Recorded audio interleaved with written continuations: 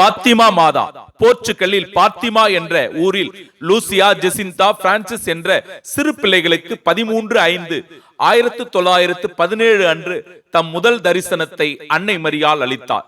அவ்வாண்டு October 13 வரை மொத்தம் 6 முறை காட்சியளித்தார்.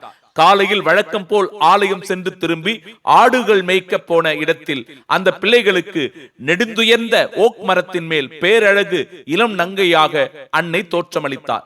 அப்பொழுது தாம் விண்ணகத்திலிருந்து வருவதாகவும் பாவிகள் மனம் திரும்ப ஜெபிக்கவும் துன்ப துயரங்களை தாங்கிக் கொள்ளவும் இன்னும் அதிகமாக ஜெபிக்கவும் கேட்டுக்கொண்டார். மத எதிர்ப்பு ஆட்சியாளர் குழந்தைகள் கண்ட தரிசனத்தை பொய்யாக்க முயன்று சிறைப்படுத்தி பணிய வைக்க முயற்சித்தும் முடியவில்லை. இவர்கள் அடைத்து வைக்கப்பட்ட சிறைச்சாலை ஆன்மீக சாலையாக மாறியது. வேறு வழியில்லாததால் விடுதலை செய்யப்பட்டனர்.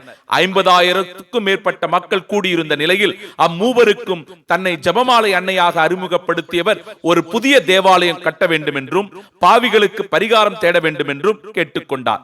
உண்மையை புரிந்த மக்கள் அன்னையை சரணடைந்தனர். பாத்திமா அன்னையின் பெயரால் எண்ணற்ற புதுமைகள் நடந்தன.